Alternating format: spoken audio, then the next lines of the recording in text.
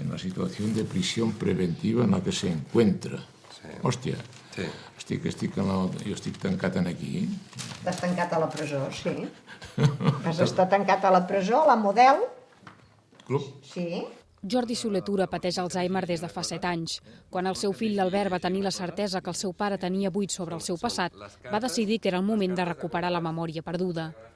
Quan te n'adones que el teu pare té una malaltia neurodegenerativa i que la memòria, a més ell que sempre havia estat una persona amb una memòria excepcional, doncs tot això s'esvaeix, tot això es perd, la primera reacció és necessites allò entomar l'impacte emocional que suposa. I passat aquesta primera fase d'impacte, jo me n'adono que aquí alguna cosa s'està perdent, alguna cosa molt important s'està perdent. No ens enganyem, això és una necessitat meva, vull dir, qui necessitava retrobar l'origen, les arrels, era jo, perquè jo havia tingut una infància molt atípica i mai m'havia aturat amb aquest episodi.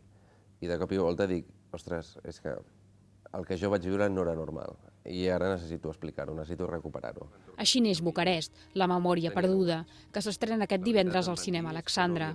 Amb aquest documental també vol fer veure a la seva filla que el seu avi no és només aquest home desmemoriat que de vegades actua com un nen, sinó que va ser un compromès polític d'esquerres empresonat a l'època franquista, veu de Ràdio Pirinaica, una emissora secreta antifranquista, catedràtic de dret, brillant intel·lectual, un dels pares de la Constitució i ara també malalt d'Alzheimer.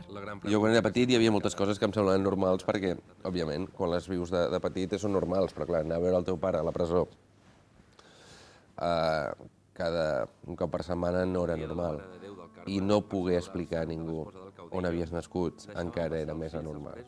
I el que sí recordo era constantment aquesta sensació de secret.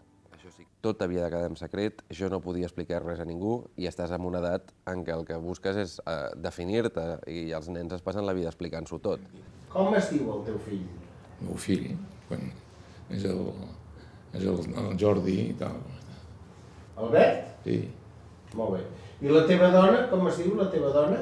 La meva dona es diu Bui, vés a saber. Jo vull que surti de l'armari aquesta malaltia, jo vull que intercanviem experiències i cada cop em trobo més gent al carrer que m'explica vivències respecte a l'Alzheimer.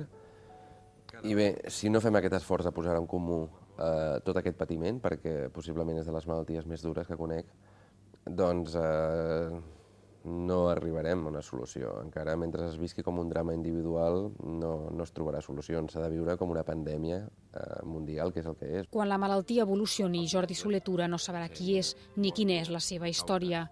Perdrà la memòria de la seva vida, però ara almenys quedarà un testimoni gràfic perquè la gent que no ho sap, com la seva neta, sàpiga qui va ser i què va fer. Aquesta és la història d'un home curiós, d'un forner de poble que no es va conformar amb el seu destí.